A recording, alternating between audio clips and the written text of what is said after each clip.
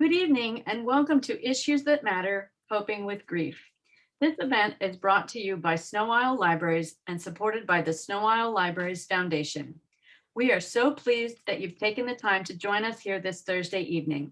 The situation that has created the need for social distance and coming together online instead of in person has also given us the topic for this year's Issues That Matter series, Pandemic Pressures, Supporting Community and Family Mental Health. Tonight's topic is grief.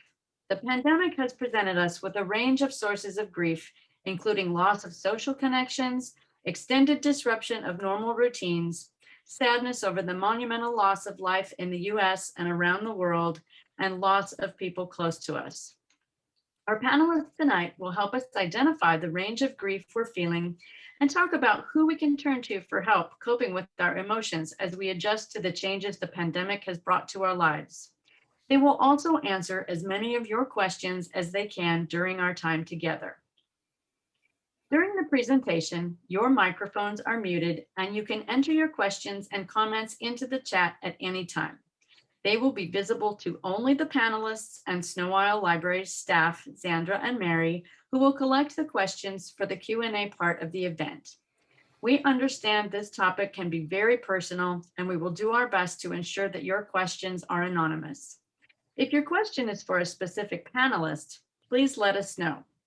Xandra and Mary will also be sharing links to resources and library information in chat throughout the event. This evening's program will be recorded for later viewing and will be available on the Snow Isle Library's YouTube channel in a few days. And a big thank you to our panelists for taking the time to be here this evening. This event could not have happened without you. Please welcome Mackenzie Meilenberg, private practice therapist and hospice pediatric grief counselor, and Charlene Ray, grief guide at Soul Wisdom Guidance and the previous Snow Isle Libraries TEDx speaker. Thank you, Charlene. I'll let you take it away now. Thank you. It's really good to be here this evening with Mackenzie. And as you mentioned, I did want to start out by saying that, yes, this grief is a topic that can be emotionally challenging just to hear about and be in a discussion like this. So really wanting you all to take good care of yourselves as you're with us this evening. And get up and stretch if you need to, or get a glass of water, take a break as we go through this. But first, I just want to tell you a little bit about myself and how I work and how I view grief. I call myself a grief guide. I am a therapist, a licensed social worker, and I use the words grief guide because I see myself as someone who walks alongside those who are grieving. And I hold space for the pain and the loss and the enormous array of feelings that arise when we're grieving. My work is a blend over the years. I've been doing this work for about 30 some years now. And my work's a blend of sort of traditional therapies and mindfulness practices and self-compassion. And also I use a lot of nature and poetry in my work. I have a private practice on Whidbey Island, and I also facilitate grief trainings as a grief educator. And I also lead vision quests for individuals who want to go out in nature and experience healing there, transforming their grief and their lives while we're out in the wilderness. So grief is a passion of mine, and that started at a young age. When I was 13, my father died, and I really didn't have anyone to talk to. And I had wished that there was a counselor or a grief counselor that I could have shared my feelings with. And I really didn't even know that that's what I needed till much later. But once I realized that that's what would have been helpful, I decided that I wanted to become a social worker and a counselor and be that person for others. And that's what I've done for a very long time. So grief, just to give you an idea of what, when I'm thinking about grief, grief is what we experience because we love, right? When a person dies or a beloved animal companion, we feel the pain of being severed from that connection. And we can also feel grief after the loss of a relationship, a divorce, losing a job, losing a home. And as we've all experienced this past year, can you believe it's been a year now, just about a year, that when our lives were all changed, all of our lives changed by the pandemic, it brought a cascade of losses to so many people. Graduations that were canceled or went virtual, weddings that were postponed, vacations that were canceled, jobs that were changed or were suddenly gone, relationships that were stressed by the isolation and the separation. And people also died, of course, from COVID and other causes. And death during COVID has been really complicated because we haven't been able to be with the people that we love when they're dying. And we couldn't celebrate their lives and community in the way that we know how to do, and which is also a way that the grieving process begins. So, we've all been through a lot of losses, and we'll be talking about more of that tonight. And I'm sure that if we listed off all the possible feelings you might have felt in the last year, I mean, people have felt numb and fearful and shocked and confused and overwhelmed and anxious and sad and angry and fatigued, and we could go on. And all of those are a part of our losses, right? The response to the losses and the grief that we're feeling. And I'm sure we'll talk about more of that with your questions. But I wanted to share with you some guideposts that I've really come to use on when I'm helping people through the grief journey. And it's come, this past year, a lot of people have come to me because of COVID, right? The losses of COVID and the isolation they're feeling and the loneliness. And really sometimes they're surprised that when they realize that they're grieving, that this is grief. So the first thing is acknowledging the grief. That's one of the first guideposts. It doesn't mean accepting it or liking it. It just means being able to say, this is grief, right, that I'm feeling. And then the second one is a permission to mourn, right? To be able to have your feelings. And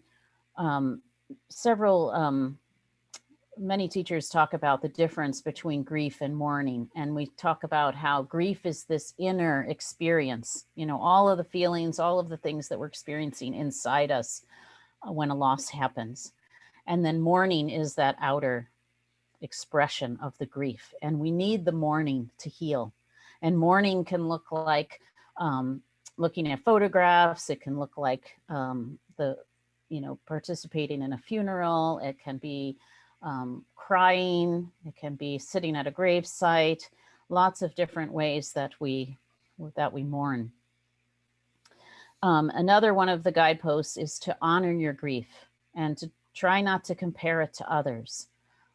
During this pandemic, a lot of people have been saying, well, it was only these things that happened to me, but, nobody died in my family. So I don't, my grief isn't as important. And it's really important that you are able to acknowledge your grief and say, your grief is your grief, right? Everyone has their own unique experience of it. And I really feel like it all needs to be honored. And there's no right or wrong way to grieve. There's no less than or more than when it comes to grief. Another thing is to nurture and take care of your body, mind, and spirit when you're grieving. This is a challenge, but when we are we've experienced a lot of loss, we really need very deep self-care. The normal day-to-day self-care is often not enough. We need a lot more rest than we think that we need. And we just generally need to slow down and take good care of ourselves. And with that, I also talk about practicing self-compassion, being as kind and as gentle toward ourselves as we can. Very much like how we would treat a good friend or a small child if they were upset, that we can treat ourselves in that way. And then another guidepost is to reach out for support, because we're really not meant to grieve alone. Um, it's grief is meant to be done in families and communities. And so it's a really good idea, even if it's one person, a good dear friend that you can talk to. But sometimes it's a counselor or a support group or a camp that you can go to, or something that is even, gives you even more support. And that can be really helpful. And finally, one of the guideposts that I like to mention is to watch for signs of hope and moments of joy. Because even though those are hard to see, and been hard to see for many people, have had a hard time finding those moments this past year, especially when we're deep in grief, and someone we love has died also. But those moments can be found, and they will come. And it's and sometimes that time in nature is really what can help us find those. But very important to watch for signs of hope and moments of joy. I wanted to, before I turn it over to Mackenzie, I wanted to share a quote that I just read the other day when I was reading a book called My Father's Wake, How the Irish Teach Us to Live, Love, and Die by Kevin Toulis. And the quote said, "How can it be possible to never talk out loud about death in a world where everyone dies?" And I really appreciated that quote, because part of what I'm really passionate about is creating a safe place to talk about death and to talk about loss and to talk about the grief that we all feel when we lose what we love. So I'm going to turn it over to Mackenzie for her first words. Thank you. And thank you, Charlene. I just, so much of that really stuck with me. And there's so many beautiful things in there. I really appreciate your words. So my name is Mackenzie Muhlenberg, and I am also a counselor. I have a private practice where I work with adults. And then I also work for a local hospice, specifically with grieving children and teens.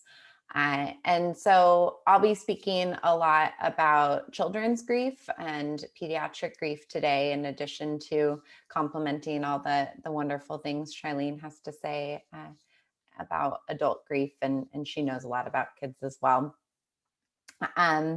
So I also have experience with a couple of local camps that I just wanted to share a little bit about, because for those of you on the webinar with children in your life who've experienced death losses this year, camps, I think, can be one of the most healing environments for children.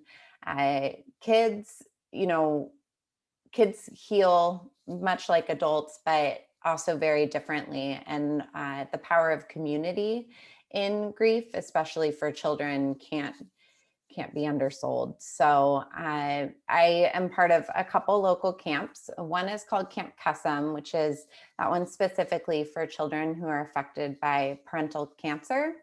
And this amazing community is run out of UW, and they put on a camp every year. This year it's going to be virtual, but they will do it year after year. And it's an opportunity for kids who've had this really unique experience to come together and meet one another. And the other one is Camp Erin, which is actually a camp that I attended as a child, which is kind of what brought me into this work. It's specifically for children who have experienced a death loss of someone significant in their life. And only about 1 in 20 children experience a significant death loss before the age of 18. And because of that, it can be a really isolating experience. You're typically one of the only ones in your class, one of a few in your school, and it's so different than what your peers are going through that it can feel very isolating and confusing. So the opportunity to come together with 100 other children who have all had this shared experience is truly life-changing. I see it year after year in the camps I get to be a part of, and also experienced it on the other side of that myself. I, in addition to my training and my background professionally in grief, I also am a lifelong griever. My mother died when I was 6 years old, and similarly to Charlene, the support I needed wasn't there. And I experienced firsthand that isolation. It was several years later where, kind of through some alignment of things, I ended up at Camp Erin, the camp that I now run. And I think it was the first time I heard the term grief. It's the first time I certainly remember hearing the term grief and learning some language for what I had been experiencing for a few years at that point. And I really believe that knowledge and that normalization is so powerful for being able to understand what we're going through. Grief is a natural reaction to loss. Like Charlene said, we grieve because we love, and it's normal, and it's important to acknowledge. And a beautiful way to move through it is through community. And so I can speak just a little bit specifically to some of the ways that children grieve differently than adults, because I think that's something we commonly, adults often think kids are, little adults, and kids developmentally are actually quite different in how they understand. And it changes a lot across developmental stages. So some just kind of highlights to keep in mind are children often show their grief through behaviors. It often comes in spurts. So you're not typically going to see a child, maybe being really down for a long period of time, but rather you'll see these huge bursts of emotion that might come out seemingly unrelated to the loss, and, huge meltdowns, not just for young kids. And then the child might return to everything being normal. You'll often see at funerals children playing and having fun. And that doesn't mean that they don't care, that they are not deeply affected by the loss of what's going on. It's that's the way that their brain is processing what's going on. And they need play, they need that movement in order to cope with what's happening. Children, I always stress, are kids first and grievers second. And so it's, a grieving child has some things that are going to be, different to consider for them. It's so important, all the things that kids need to keep those routine. So keeping structure, keeping routine, we're seeing that so much with COVID this year, that so many of us have lost our structure and lost our routine. And children love to know what to expect, whether they can say that or not, most likely, but it's really helpful for them to have that routine. So when everything else is out the window, even if it's just meal times being at regular times, bedtimes being at regular times, that makes such a difference for kids in a world that's so changed right now. Charlene, I really appreciated your guideposts, and I have a lot of similarities in how I kind of structure my understanding of grief. My model is from Worden's Tasks of Grief, which can be really well thought of through the acronym TEAR. T being to accept the reality of the loss, E being around experiencing the pain of the loss, letting yourself feel your feelings. Doesn't have to be all the time. We all need breaks, we all need distractions, but coming back into feelings. Adjusting, the A is adjusting to the new environment. It's, grief is when everything changes in a moment. And it's not about getting over it or moving on. It's about investing in this new reality that is forever changed. And then that is the R, the reinvesting in the new reality and in the life that is now when everything's different. And that's true for the death losses that we've been experiencing, but also true for just this COVID time and how much is different. Well, someday we'll return to things being more normal, potentially. It's never going to be the same than it was pre-pandemic. And so we are all going to be reinvesting in the new reality. So thank you for the opportunity to be with you all tonight. I really look forward to your questions, and let's get started with those. All right. Thank you, Mackenzie and Charlene. Those are lovely introductions. We have some questions that we've sent you ahead of time to get the conversation started. So I'm just going to go ahead and read through those to you. And Charlene, we'll let Mackenzie take a little break. And this first one, I'll start with you. What counts as loss? When people have died, it feels shallow to be depressed by the loss of normalcy, but this is a real struggle too. Mm-hmm. Yes, this kind of goes with that guidepost that I have around, your grief is your grief, and not comparing, right, the losses. And and yes, we could say that if someone dies, that is that's a terrible loss. That we're going to have a lot of pain from that, but we don't want to minimize the losses that we've all experienced that are not death, especially in this past year, but anytime, even when we're not in COVID time, because what counts as a loss is something that you feel as a loss, right? If it's something that if you have lost something or someone that you're attached to, that you love, then that attachment is severed, that connection is severed, that counts as a loss. So I don't feel that it's shallow to be depressed by the loss of the life as we knew it before the pandemic. I feel like it is a real struggle. And I feel like, obviously we're going to have some empathy when we're with someone, if someone's experienced that the death of their child and you haven't experienced that, you might, that might not be the time for you to talk about the losses that you've experienced, but you want to make sure that you don't say mine aren't important, right? Because they're all important.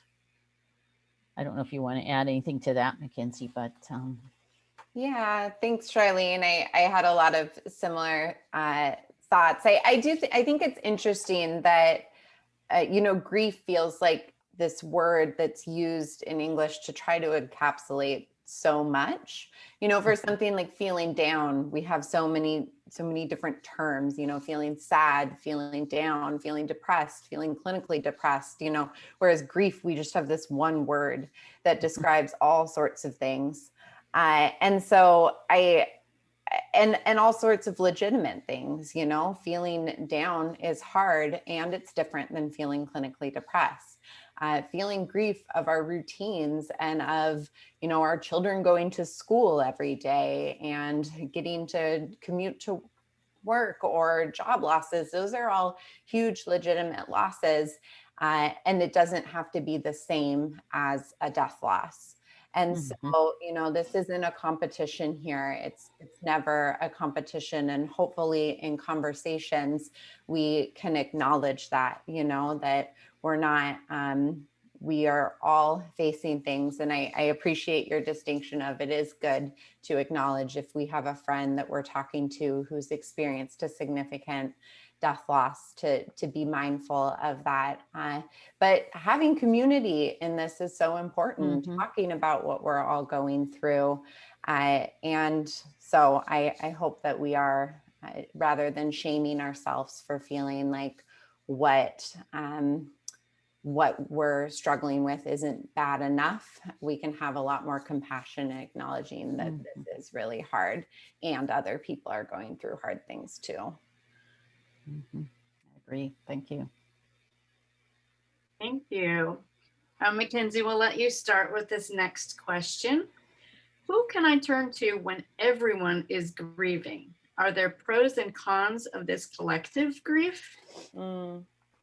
Yeah, thank you for that question. I think that flows so naturally from the last, in that, you know, it's interesting. For the first time, it feels like so much more of our society is talking about grief. I think in part just because we're all in it. And so I think there is so much pro in having collective grief, in that everyone gets it to some degree. Sure, it's not the same, these significant death losses, as, you know, loss of routine. But just like when you're sad, you can have some empathy for somebody who's facing clinical depression. We can have empathy for what the experience is like, if that makes sense. And so I think that getting to, you know, talk to others, getting to vent about how hard this is, can be so powerful. But then it is also really hard that we are all in it. I'm sure many of us have seen this in our family. You know, when we're all cranky, it's a lot harder. And so just being really gracious with one another, recognizing what's hard for us is hard for others, that we can support each other, but no one person is going to be able to fix it for us. Charlene, I'm sure you have wonderful things to add to that. Thank you for that, Mackenzie. When you were talking, what I started to think about was, you know, how a flock of geese, you know, they fly and there's one in the front. And when that one gets tired, it circles to the back and somebody else takes the lead. And that kind of reminded me of how we can be in community with this grief, is that, you know, we can sort of sometimes, you know, if you're feeling like more resourced and you have more resilience and more to give, you might be the one who can offer support to someone else. But then, you know, sometimes it may be your time that you're feeling the weight of the loss. And then you need to go to the back of the flock, so to speak, and lean into someone else who can take the lead. And I think that when everyone's grieving, it's kind of like that. We sort of take turns, right? We're taking turns in this community that you speak about, in sort of sharing the load of support and leaning into each other. I love that analogy. Thank you. Charlene, we've heard that our lives have changed forever. How do we take steps to start accepting this?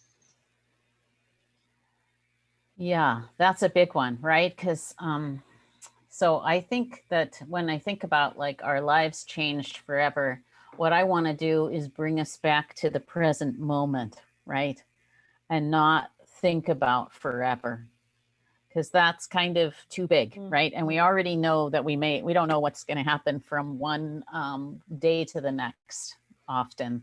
So I think one way of sort of accepting the changes, and especially when we don't know what's going to happen, we don't know what it's going to be like in a month or 3 months from now, or by the end of the year.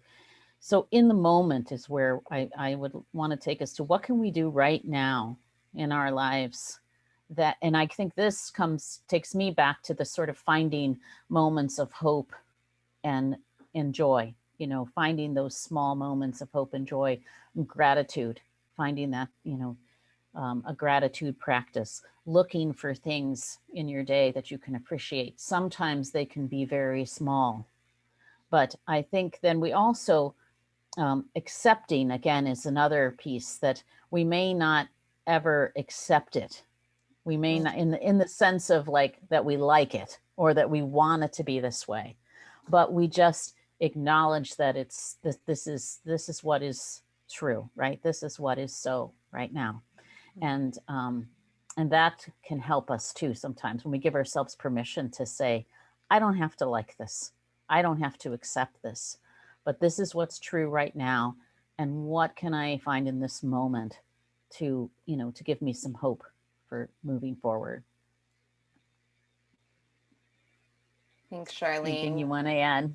Yeah, that I feel like covers so much of it. I guess the only thing I would add is that we already are being able to live in this new world, and I'm not saying that it's been easy. And I know a lot of us are sitting with a lot of pain and a lot of loss and in a hard place.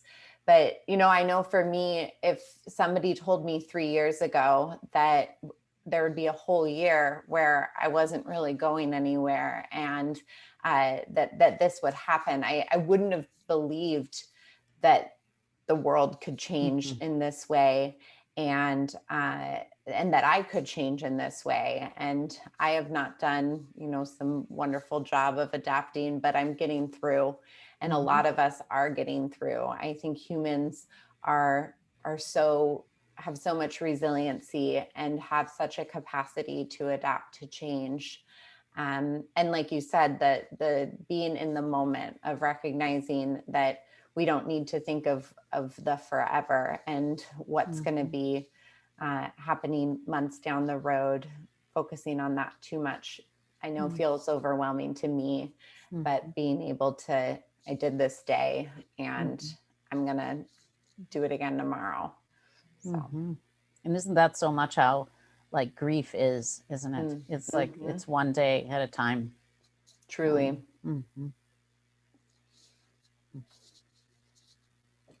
Great, thank you.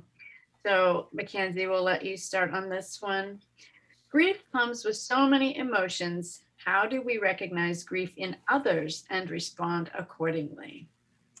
Yeah,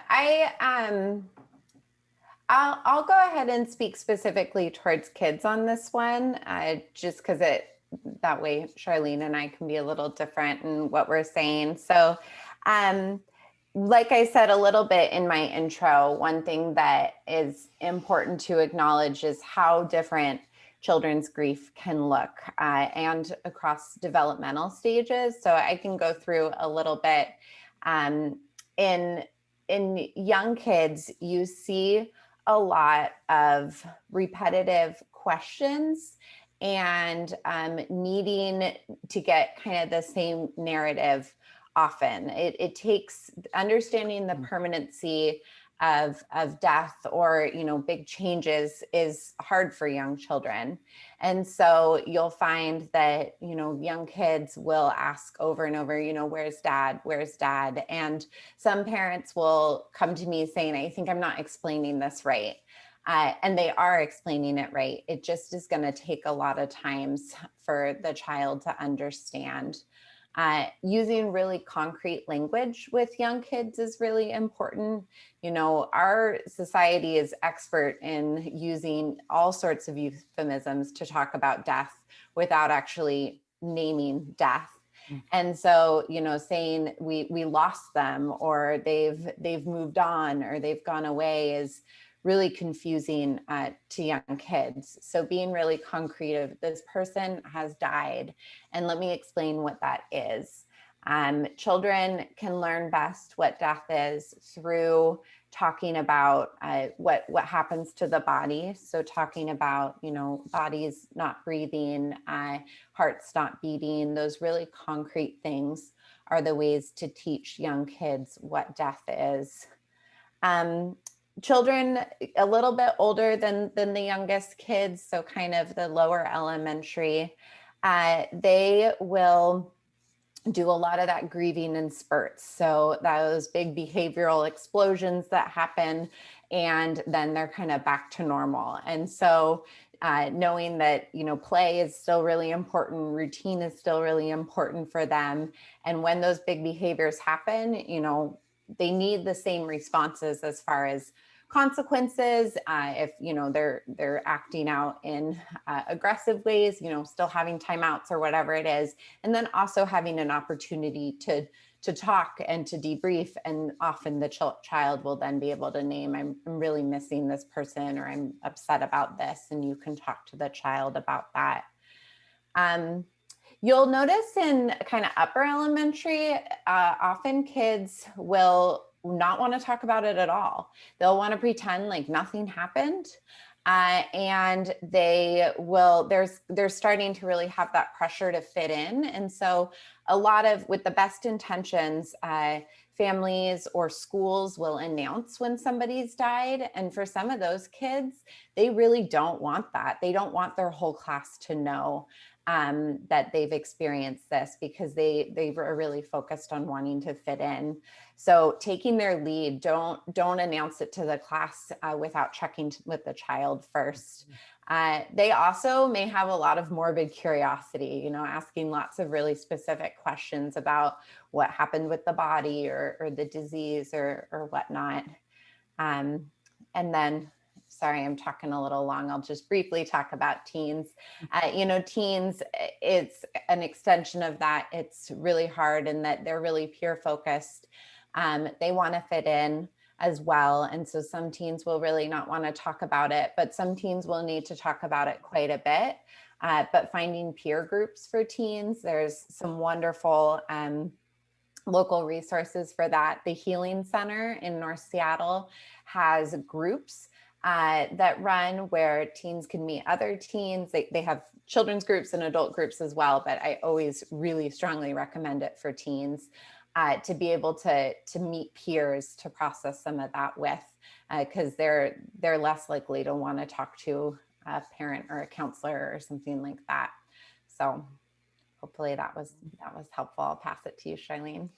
Yes, that's very helpful. And I think it's really helpful for people to hear about how it's different through the developmental stages. And a lot of people often have questions about the young children and how to talk to them about grief and what to say. So I think that's really good information.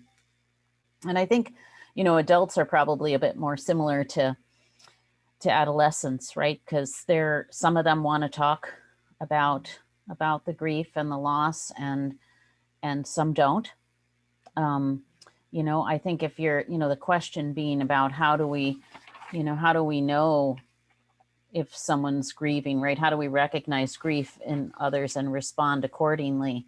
Well, in terms of recognizing grief, I think if you know that there has been a loss, right, then you might be aware that the person might be grieving. But I really feel like you take the lead of the person, because they may want to tell the story. They may want to tell the story over and over again. Often, if the loss is sudden and tragic, that does happen. Trying to make sense of the loss in their mind, they're needing to tell that story over and over again. But sometimes they don't want to tell the story. So I say don't ask a lot of questions, just to be present. I'm here for you. If you'd like to talk about anything, I'm here. Just letting them know that, I think, is the most important thing. And just and understanding too that they may, some people cry and some people don't. And just because someone isn't crying a lot doesn't mean that they're not feeling the pain of the loss. Everyone's different about that. Some people want to reserve those tears for private because they feel so vulnerable and afraid to do that in front of others. And other people will cry day after day. And that's all part of, everybody is different with that. And also knowing that the grief is not a linear process, right? We're not going to go from one stage to the next until completion. That grief, we don't get over it, as Mackenzie's already mentioned. We go through it, and then the loss lives in us, right, in a different way. And it most like people. Sometimes I show an illustration of a straight line that says, this is how we want grief to look, and then a squiggly line all over the place. This is how grief actually looks, because it is like a roller coaster, right, of emotions. So supporting someone who's grieving is I think that's a very important thing that we can all learn. And a lot of it is about following their lead, and also, giving them whatever time it takes for them to have their feelings and share their feelings. And definitely not saying things like, you should be over it by now, or, it's, time heals, or those kinds of things. They're just not helpful, as you know, probably if you're listening and you've experienced grief, they aren't helpful. So we could say probably a lot more about that, but I see a lot of questions coming in, so we probably want to get to some of those. I just, in what you were saying, Brene Brown has a video where she talks about empathy doesn't usually start with at least. Yes. And so if you've got a statement of, oh, at least you got this many years with them, or at least you know, that can be a kind of flag of maybe, what am I trying to say here, that could use a little shift. So yes, that's very common too with, like, I think when you said that, I was thinking about if someone has lived a long life, right, and has died in old age, people will say, well, at least they lived a long life, right? But that, that's not a helpful thing to say when you're grieving, because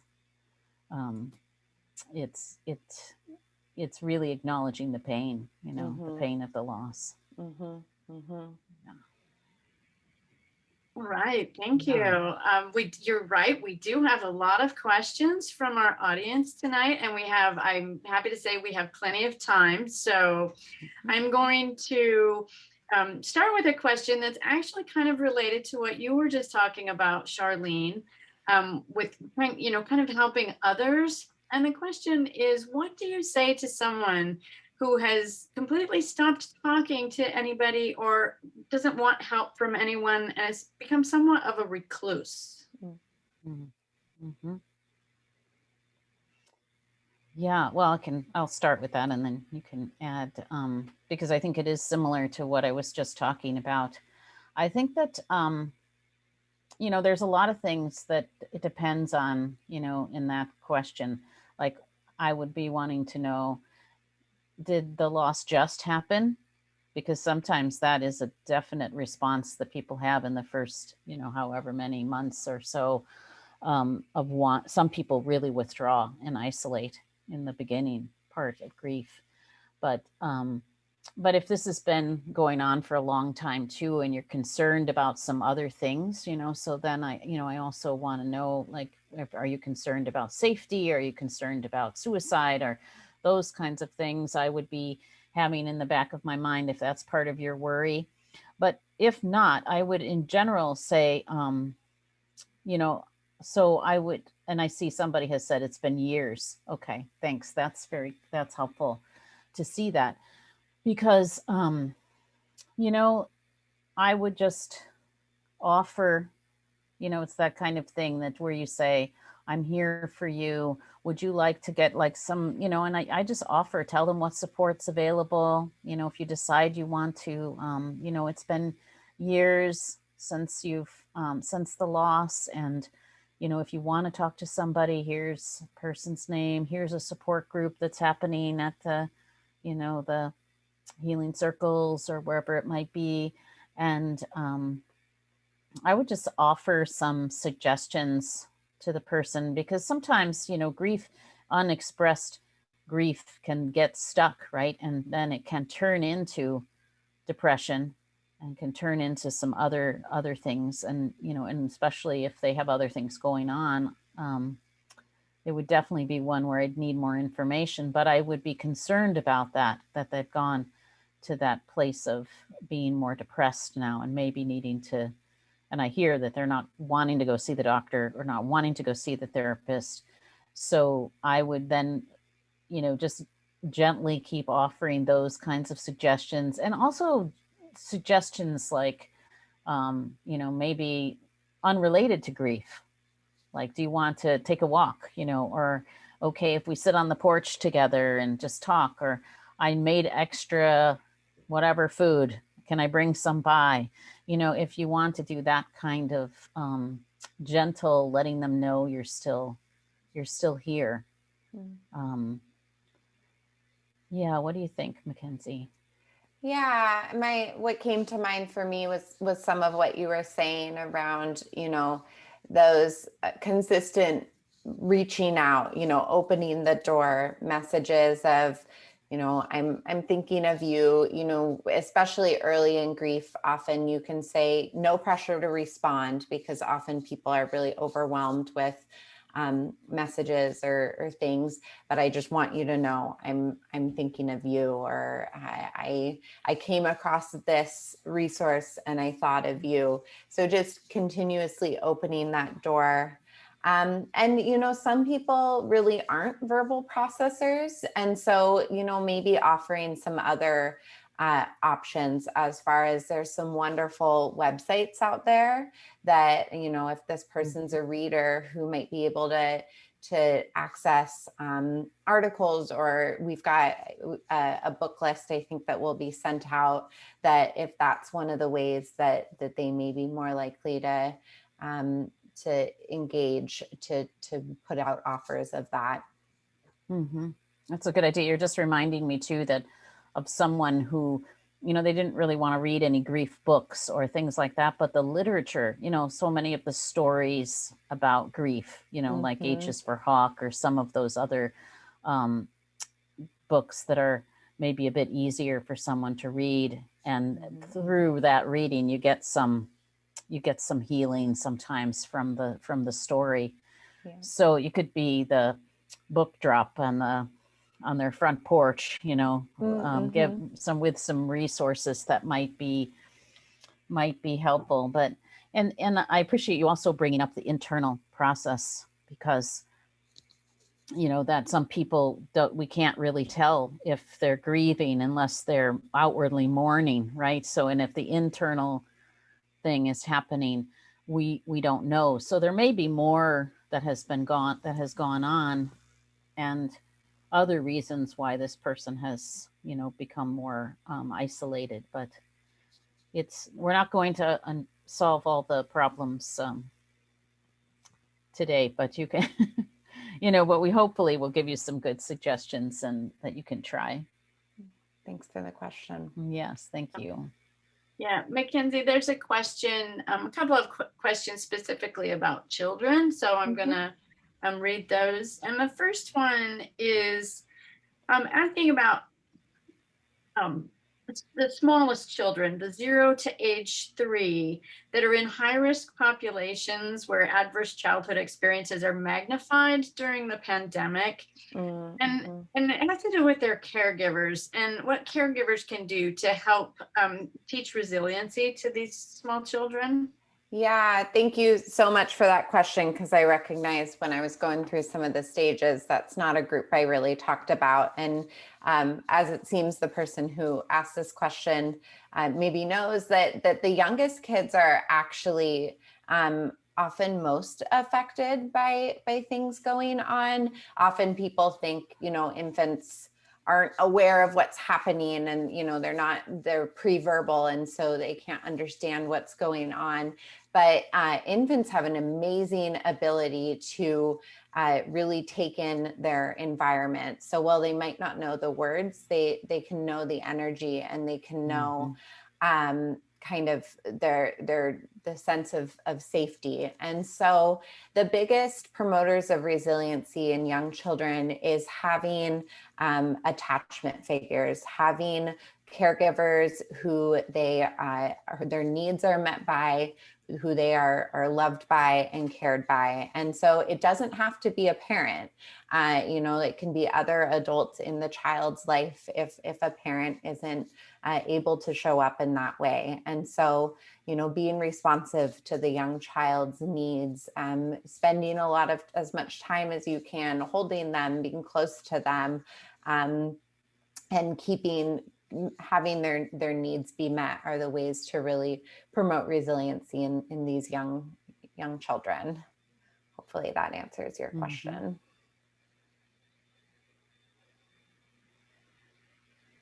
The second question about children, and probably both of you can speak to this. Someone is asking, please talk about the effects of a parent's suicide on a child. Is the grief different in any way?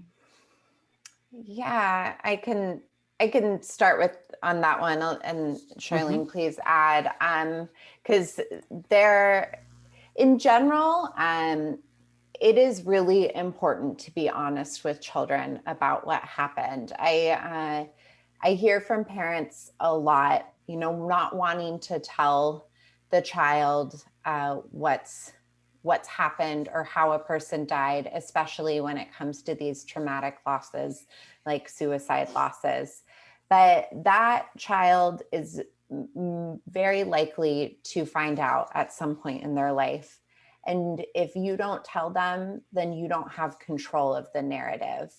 But if you do tell them, you can have a little more control of the environment in which you share that really hard news with them and what you share with them.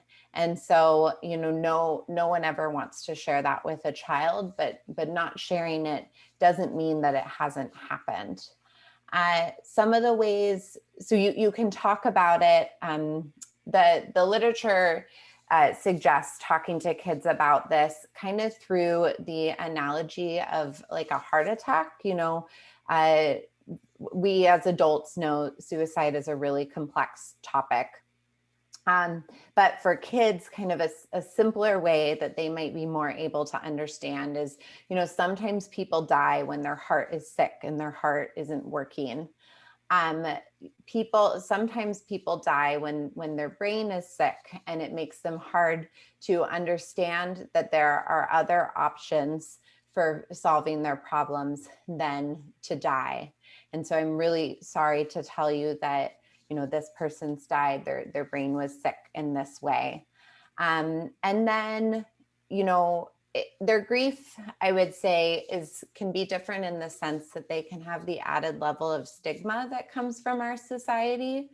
And I fully believe, our society shouldn't have that stigma, and we should be able to talk openly about these things, but the child is most likely going to encounter that stigma. And so creating a culture in your family where you're talking about it, you're able to share when really frustrating things happen at school. You're giving the child as much choice as possible over who knows and who doesn't know. It's a child might not want everyone to know, and that doesn't mean that they're necessarily ashamed of what happened. That might just be the right choice for them, and that's okay. So that hopefully that speaks to pieces of your question. And if you have other specific within that, please put it in the chat. And Charlene, if you have anything to add. Yeah, I mean, I would just add, I like the way you talked about explaining the death to the child, and I also think of like focusing on the person rather than the death.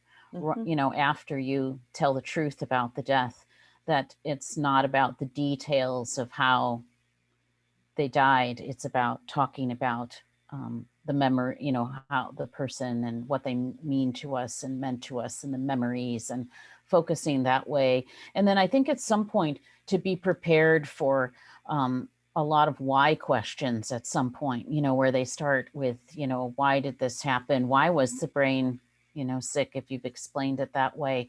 And even sometimes I think, especially maybe a little bit older, starting to think about, well, why wasn't my love enough for them to keep them, why didn't they want to stay here for me? Why, like to be prepared that those will be some questions that you don't really have to have the answers for. You just have to have the space to listen to the questions and the feelings that are there. A lot we could say about suicide grief for sure, but but thank you for that question. And I don't know is an okay answer to a question, Sure. and when there's things that you don't know, but you can find the information about, you can say that. I don't know the answer to that right now. Would you like me to find out? And then there's some of those big questions where I don't know might always be the answer. And so it's better to be honest than try to answer the question when we don't know the answer. Thank you.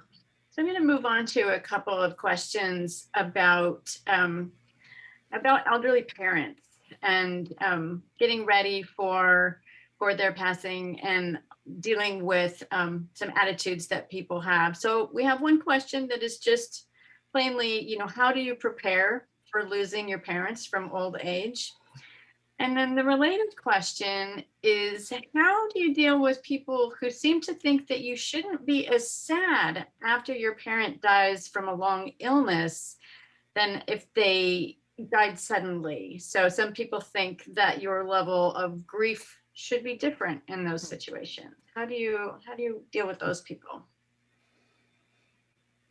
Go ahead, Well, Charlene. yeah, I can start on that, and I think those are a little bit different, and I'll address a bit of both of those. So the first thing that came to mind when you said, "How do you prepare?" And I wondered about, preparing for someone to not be here is to be with them as much as you can while they're here. It's almost like when I think about it's that because we know death happens, 100% of us, right, are going to experience it. And 100% of us experience grief because of that. So if we know that, then part of the preparation is to live as well as we can with them. So I think part of that is, are there unresolved things that we can talk about and that we can help them resolve so that they can end, their life can end in a good way? Are there stories that we want to capture and have to take, to pass on to other people? And so I think it's really part of that is really being with them, and really, having as many conversations. Hopefully they're willing to talk to you about death and their death, and preparing, like some of the practical preparing is really helpful, because if some of that is done ahead of time, then you can just move into the grief, right, without having to deal with all the details of the estate and all those kinds of things. So it can be really useful if they're willing to have those conversations and do that together. And you can prepare to a certain extent. And then I'll just say that there is really nothing also that prepares you for when death happens and the physical presence of someone is no longer with you. And that I tie into whether that be from an illness, a long, illness, or they're elderly, or they die suddenly. Obviously, if you don't get much time with your parents, you also have that piece of like, oh, I didn't get to have, all these years with them. They didn't get to see me, through all these stages of my life. And that complicates things and adds to the grief. But I feel like, if people are telling you you don't get to be as sad if they die one way versus the other, those are probably the people that you don't really want around you too much when you're grieving, right? Alan Wolfelt talks about, I know you probably know that, sort of the rule of thirds that he has, that when we're grieving, there's a third of the people that will mean well, but they say things that are not helpful. And so we kind of want to limit our time with them, because it's not helpful to us. And then there's a third of the people that are really helpful and supportive, and they're just willing to be with us and listen to us. And those are the people we want to be around and have around us. And then there's another third that just say things that are, the wrong thing, and they don't even mean well. And they're just the kinds of people that we just don't need when we're grieving to be around us. And that's part of the boundaries we need to set, or have someone else help us set when we're in grief, so that we can protect our hurting hearts and just have the kind of energy around us where people say, you get to be sad no matter how your parents died. So anything else, Mackenzie? Yeah, just a couple of things that came to mind. I'll start with kind of the second question. I just had one additional thought on it of, this comes up all the time of what's worse, what's better, sudden loss or after an illness, which it just doesn't feel like a fair comparison to ever Mhm. make. They're different experiences, and they are both huge, significant losses. One difference that I would name for deaths that happen after a long illness is often the huge change in identity that can come for the caregivers after. So, especially if you're have a big role in caring for your parents in their illness, when someone dies, that can leave this big gap in, often those care needs take a lot of your day-to-day life and time and energy. And so that can be something that is really difficult in a different way than what people face after a sudden loss.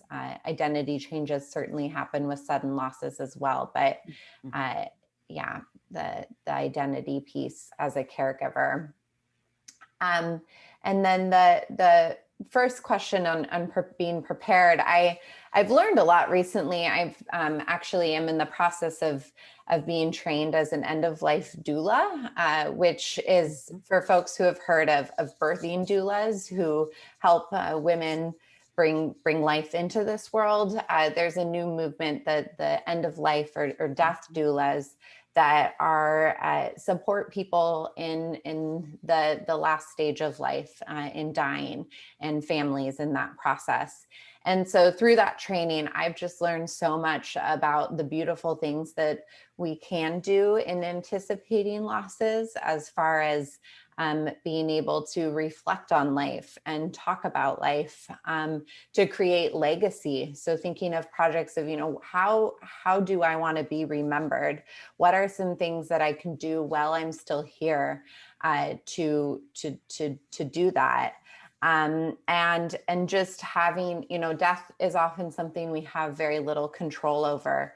But if we have some anticipation, we can be planful about what we want our end of life to hopefully look like. So what we want a vigil to look like, where we might want to die, what kinds of things do we want around, who do we want around, who do we not want around. So for some people, being able to have those conversations, and be thoughtful in that process can be really beautiful and helpful. And you can, do that on your own as a family, or if you're facing an anticipating a loss, families can hire doulas, death doulas, to support that process as well. Mhm. Yes, that's great work. I'm glad you brought that forward. Very cool. Yeah. We have some questions about feelings of regret after someone dies. And in a particular example, when your elderly parent has died of COVID and you suddenly didn't get to have those conversations together that you were expecting that you would be able to have, and just general feelings of regret when someone dies. You want Go to ahead, start that one? Mackenzie. Sure. Yeah. So one thing I want to say off the bat is that often when people who are grieving name things like regret or guilt, people can respond by saying, "Oh, you shouldn't feel that way." And I think that's one of, feelings are feelings, and they are here, and sometimes they're here to stay for a period. And so it's okay to feel regrets. And if you hear from other people, you shouldn't feel that way. It's okay to not internalize that, as you don't need to add shame on top of the regret. And so, it is hard when we don't get those opportunities to have some of the conversations that we wanted to have, or resolve things that we hope to resolve. And so allowing yourself to sit in the loss of that. There are also things that people can find helpful to release a little bit of that. Writing letters, doing different memorial projects. Rosemary is the scent of remembrance. And so a project that I've often done is, writing down things that you wish you'd been able to say, or writing a letter and then burning it with rosemary. It's not the same, of course, as getting to have that conversation, but in my experience, it can be a release to be able to do something in that way.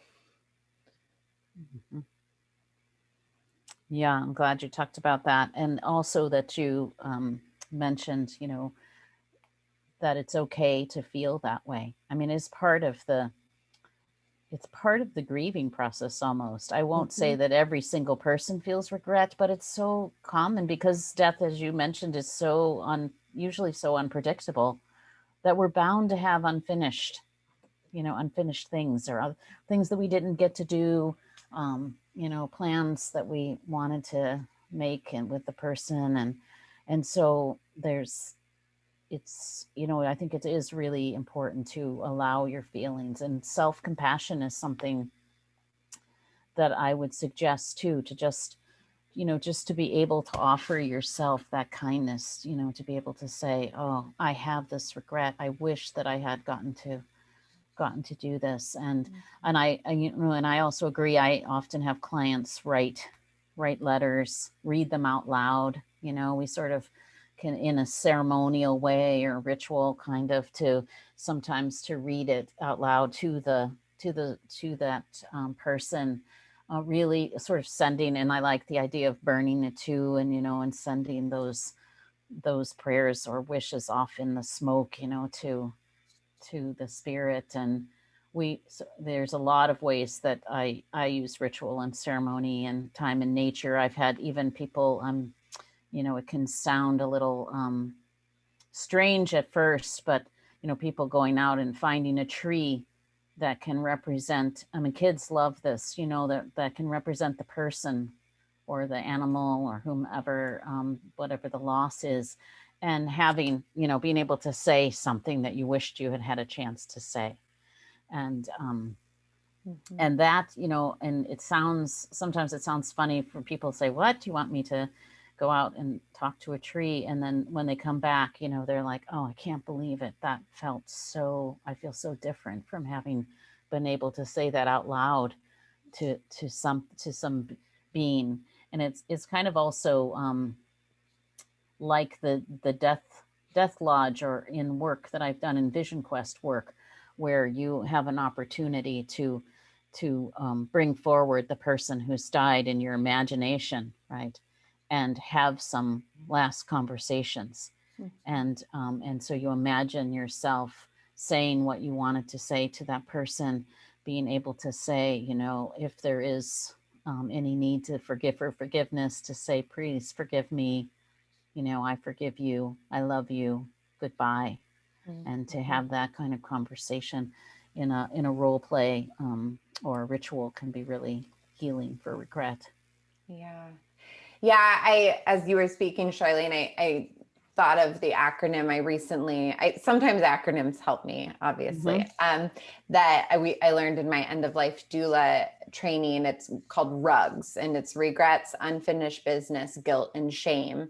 And so, so I think, thinking of what are my rugs? What are your rugs? If there's somebody that's safe who maybe also was impacted by the death, you can normalize that is a part of the grieving process, and ask, like, what are your rugs? What are my rugs? And be talking about that, because that's something that we often, in grief, the norm is to just talk about how wonderful the person was, and all the positive things. There's not space for the other stuff. So having ways to normalize making space for the other stuff can be really powerful for our own grief experiences, and shifting our culture's way of interacting with grief. Absolutely. Yes. Excellent. And we have time for a few more questions. And there's a couple that I want to make sure that you have enough time to talk about, because they're about finding help. Sometimes when it seems like it's difficult to find help. One person is asking, what can a person do if they've burned everyone out and everyone else that they've talked to or could talk to and can't afford professional services? And the other question is asking, they're having trouble finding someone in their insurance network. So who else can they turn to? So kind of two flavors of the same question there. I can't remember who started last time. I can't remember. I was just thinking that too. Do you want to go and then I'll take Sure. on? I'll just say a couple of things about that and then you can go. Yeah, I think that, one of the things is that, and some people are putting them already in the chat. I see some ideas that, that I was going to say, that there are some, other than professional help that you would pay for, there are some free resources, and often through hospice, if you have been involved in a hospice, or you can contact, I've had people who haven't even used the hospice service contact them and say, I need some support.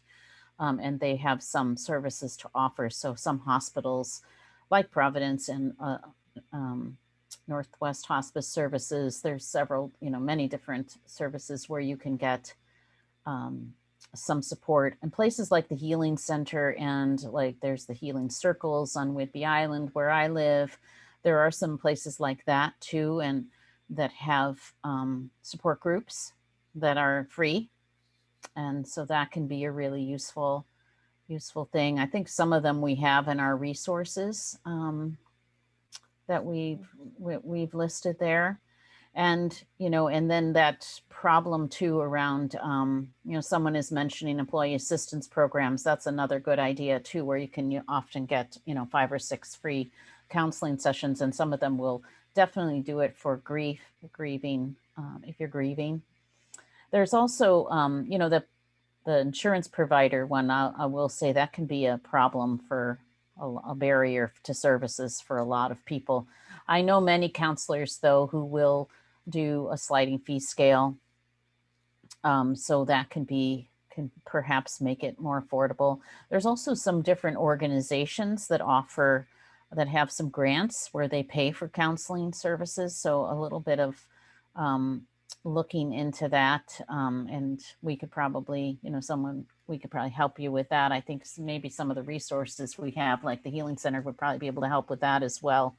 And, but like in my practice, I have reserved, I have a few spots that I reserve for grief clients and make those be a low fee, and those are, that's particularly because that's something that I'm passionate about working with.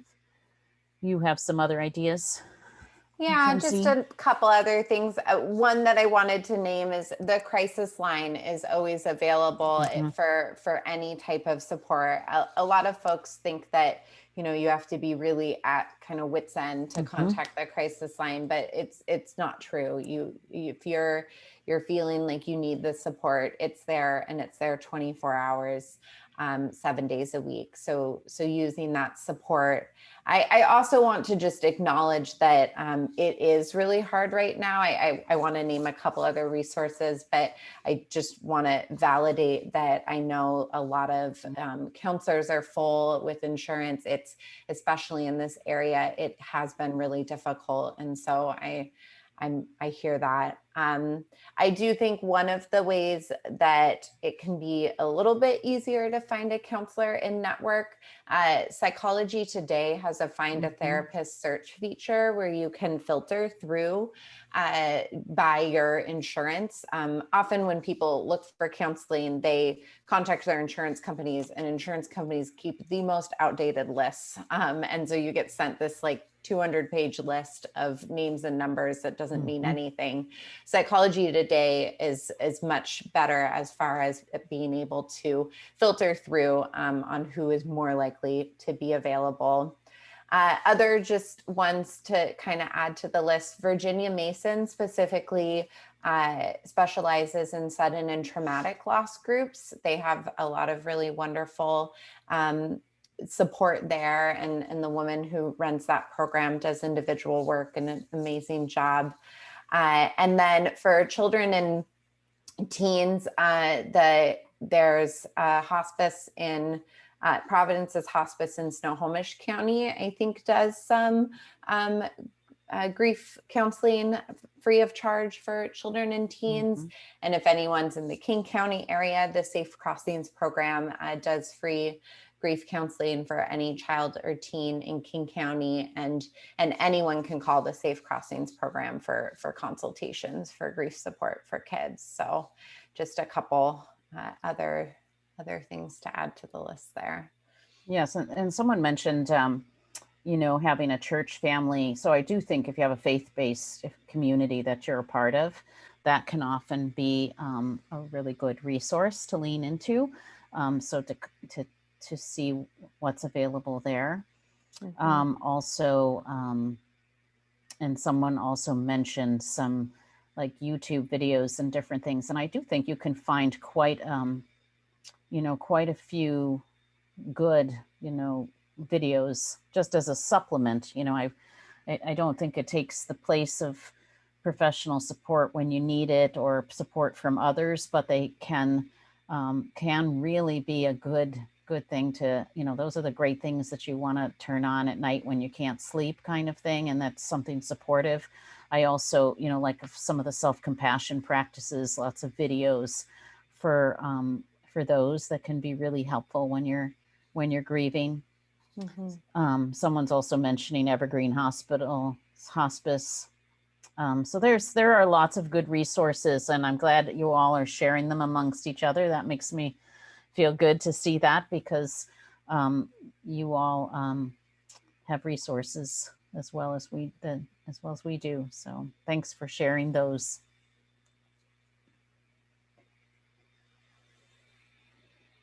Okay, there's a question. Someone is asking, how long do you grieve when you can't get closure from a sudden, unexpected death? Go ahead, Charlene. Okay, I'll start with that one. So, yes, sudden and unexpected deaths, that definitely can complicate grief, because I feel like it adds an initial stage of like if we were to look at stages, but it's not linear kind of stage. It's just a period of time that often happens after a sudden death, where there is, I sort of see it as like this extended numbness, right? Where it's like many people say it's, and there isn't a time. So let's say that right away, there isn't a designated time, right? I always say it takes however long it takes. And I think that, initially there can be this very long time of being numb, and it's a survival mechanism, right? So that we don't get completely overwhelmed and by the pain of the loss. And then as that numbness lifts, sometimes it feels worse. So sometimes we go through another long period of feeling much worse than when it even originally happened, because suddenly we're feeling all the feelings. And, and part of closure, I feel like, what you might be wanting to do is maybe adjust that to kind of getting to a place of more like a resolution, or a place where it's integrated into the loss is integrated into your life. Because I find when we're looking for closure from grief, we never really find that, because it's not over, right? And I don't want to say that in a way that's like, oh my gosh, am I going to feel this bad forever? Because you won't. You won't feel that bad forever, right? It changes and shifts, but it doesn't. So closure looks like, for me, I always think that it's like, when you first are grieving, it's enormous. Like it could cover your entire body and take up your whole life. And as you work with the grief and express your feelings and mourn and heal, the grief gets smaller, right? And your life gets bigger. And it's just, and then it can just fit, sometimes I sort of imagining it like fitting in your heart space, right? It lives in your heart space. And then you kind of discover that new identity that Mackenzie was talking about.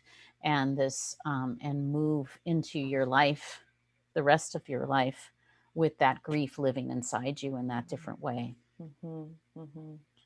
But you may have some more to add. Yeah, I'm with you there that, for me, I really believe grief is a lifelong, just as we love forever, we grieve losses forever. And that doesn't mean that it's so intense forever and that it's so a part of our everyday, every moment experience. But for me, it's been decades since my mother died, and she's still a huge part of my life, and a loss that I will never, like Charlene made the wonderful distinction of, I'm never going to accept in the way that it's not something that is okay, but it's something that happened. And I accept it in the sense that it happened. I just wanted to offer another couple analogies that can be helpful for grief. One that I've just started hearing recently is thinking of like a box that has a button in it, and there's a ball that's bouncing around in the box. And when right after a loss, especially a sudden loss, that button may be really big. And so every time that ball bounces, that button is hit, and it's a grief button, it's a pain button. And over time that button may get smaller, and so and some days it'll be big again, but that it just doesn't get hit quite as often. Another similar one is thinking of grief as like a backpack that's got rocks in it, and initially it can feel like boulders that we are carrying around, this weight, and then over time there might not be as many rocks. And someday we might find that it's a handbag instead of a backpack. And maybe some days we realize we left it at home. And then some days, again, it's going to be this big rock in our backpack again. And so that's kind of just the journey and the roller coaster of grief that you're on for a long time.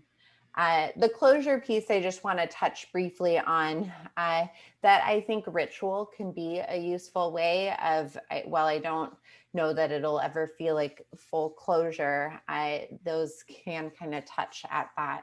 So what are some ways that you may be able to memorialize or remember that person? If you have rugs, those regrets, unfinished business, guilt or shame, like how can you express it and put it out into the world, and through something like burning it or putting it in water, or and just different ways of remembering that person through ritual can be a way to kind of touch into that.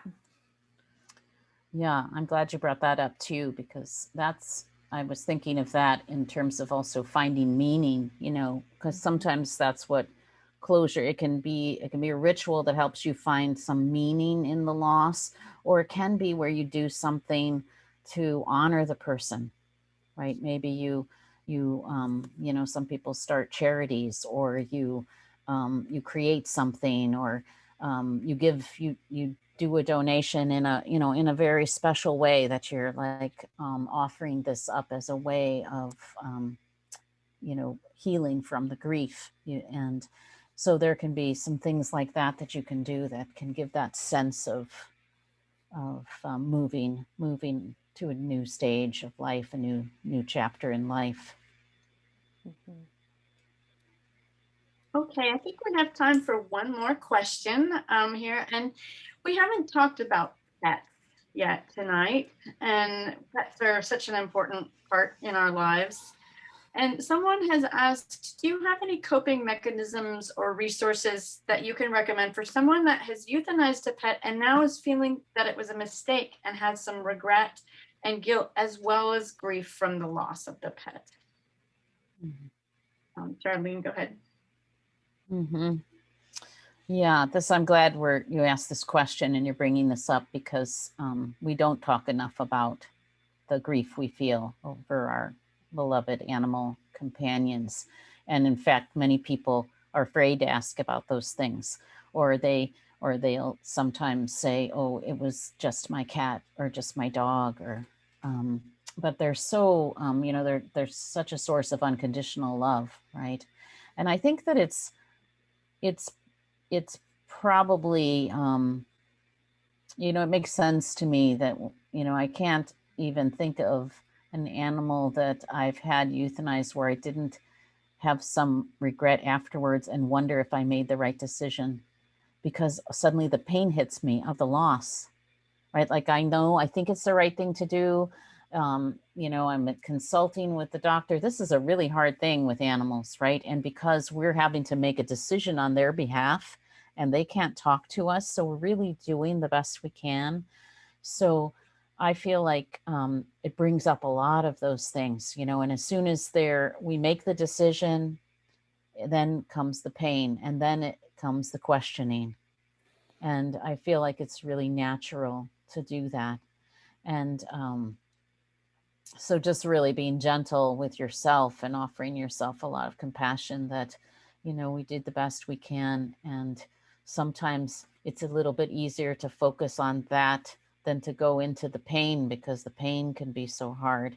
But some of the same things that we're talking about here can be helpful, that we've been talking about for other things, can be helpful when we're grieving the loss of our animal companion. Rituals and photographs and different ways of remembering them can be really important as we move through the process. But in the beginning, just really feeling all those, giving space to feel all those feelings. What do you think, Mackenzie?